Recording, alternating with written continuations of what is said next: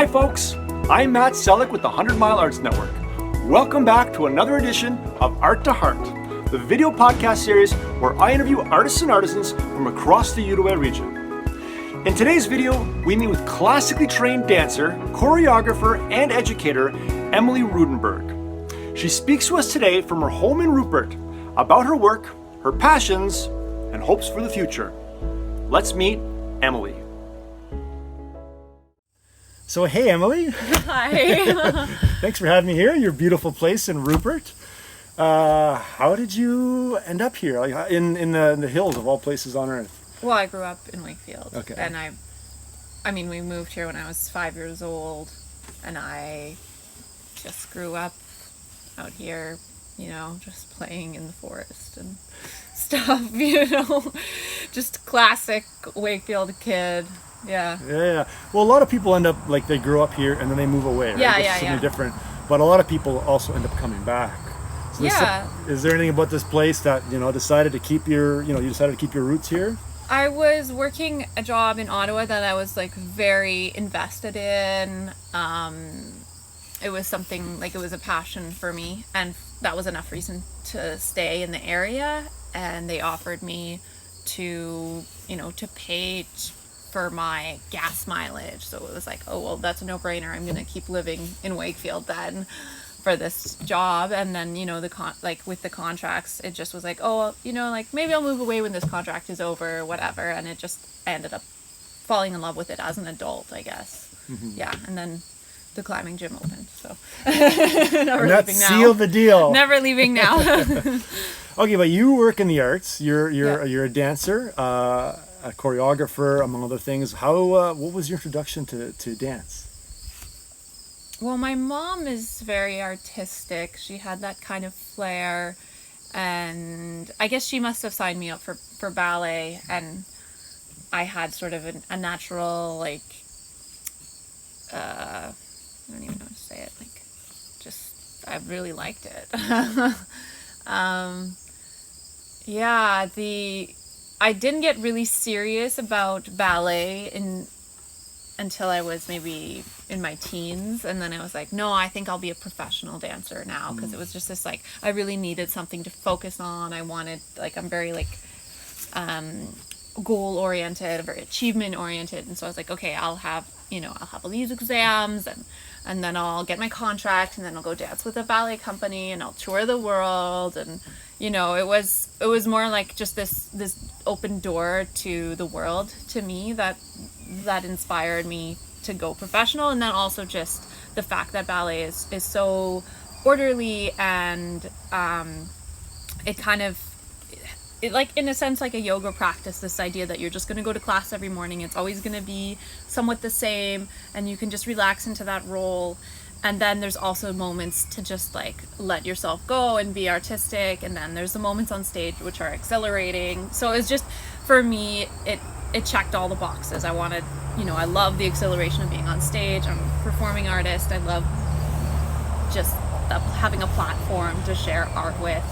And so being professional, that was kind of the path I took from my teenage years. I auditioned for companies. I, went to Chicago. I danced and toured, and I did all of that. And there was a realization that came not long after I started, that it was kind of eating away at me too, because it was such a demanding environment, and it took kind of a toll on my mental health. And there was that moment when I was like, okay, this is not healthy for me. I need to take a step back. Maybe I'll come back to it, but I need to take a step back, and I need to give myself room to breathe and to just be youthful, I guess, because I had never really gone to parties. I had never had a boyfriend. I had never done any of that. It was just training.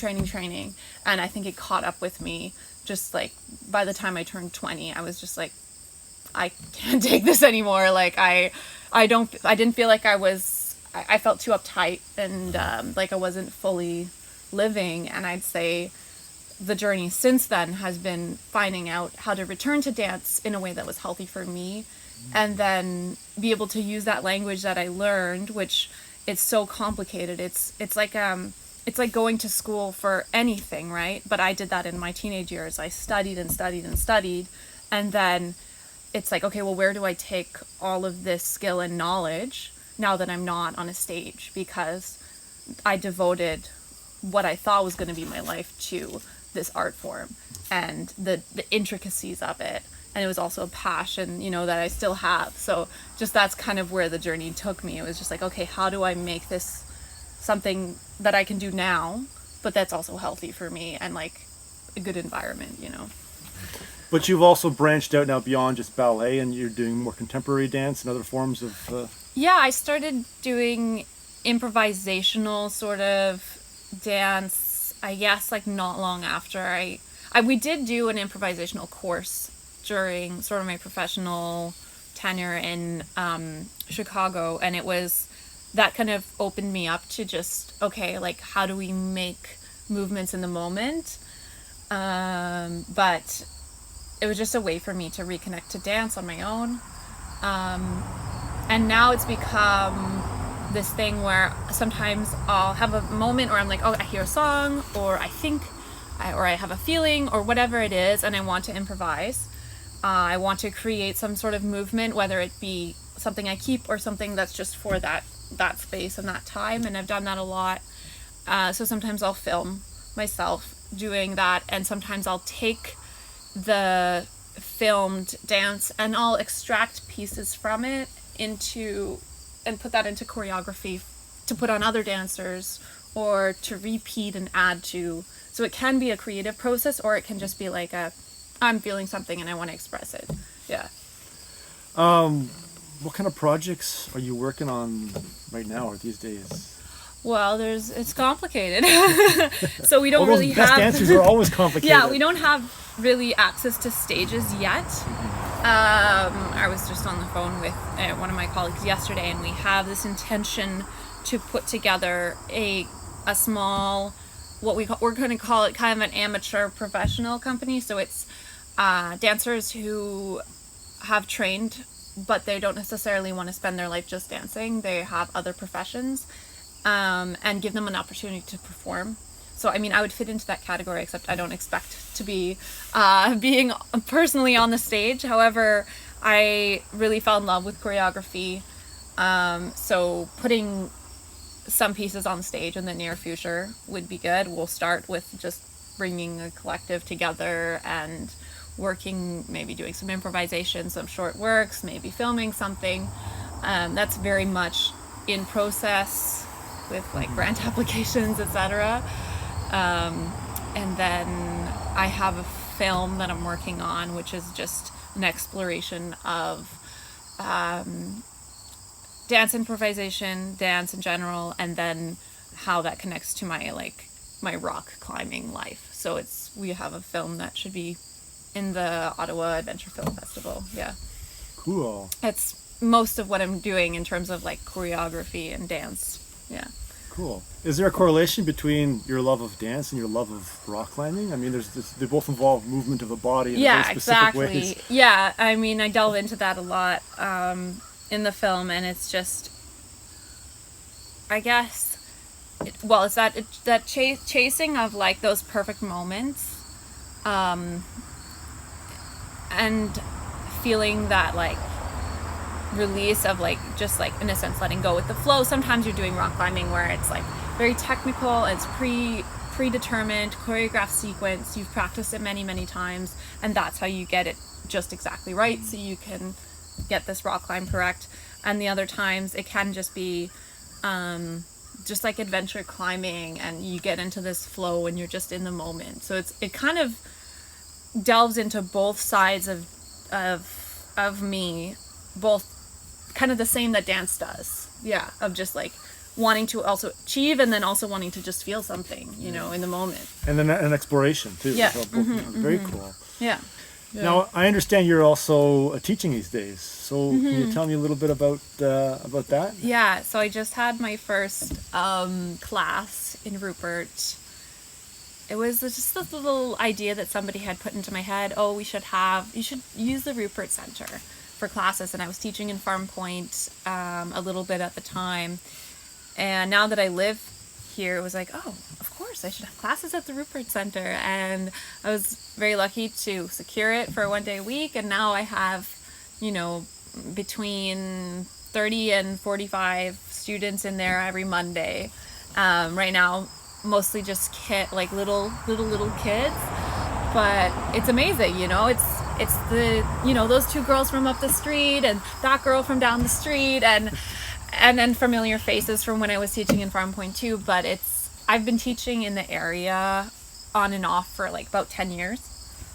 But I think it's just extra special to just, be teaching 2 minutes from my home in Rupert to my neighbors and the community, and watching them play at the playground and then come in and do ballet class. And it's just it's so special to have that here, and my goal after kind of seeing how much the community loves dance is to eventually have like a facility just for that here in Wakefield kind of proper area. That would be wonderful. Yeah, like something just for dance. Other are like more maybe classical things, but instead of always being in another space, to have something like devoted to it would be my goal. Yeah. Obviously this last year and a half has been really hard really challenging in the arts. How did that affect you? Hugely. I bet. I had a ballet. It was Alice in Wonderland. It was something I'd worked on for over a year. I had assembled the score myself, drawn all the costumes. I had choreographed. It was about 65-70 minute ballet, so I had choreographed it as well. The dancer, I had a cast of probably like 80 or 90 dancers. I had stage, like it was a full-on stage production that was supposed to go to the stage in May of 2020, and we were in rehearsal and we realized that we wouldn't be going to the stage, and there was a sort of like scramble to like, I guess, video it, put something into our memories, and then it's just been left hanging because we don't have a stage anymore. There's no option for 80 dancers to be together in one room. And so for me that was a huge project I had been working on for over a year, and it just didn't happen, and I'm not sure if it will. That's a hard one. Yeah. Any other projects, anything else you want to looking forward that you have sort of on your plate? Well, I'm just like in my space, like in my house, I have just made a sewing studio, so I'll be hopefully sewing full-time for my clothing brand, and that will give me more time hopefully for, if I can make that work full-time, if I can make that my job, to give me more time for my artistic endeavors.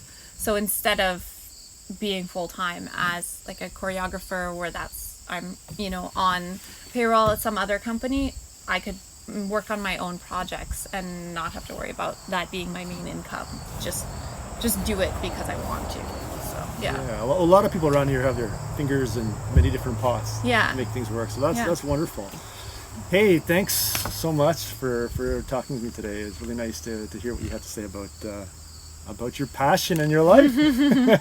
Looking forward to hopefully there being a dance studio in Wakefield. Yeah. Right on. Okay. We'll talk again soon. That's the goal. Yeah.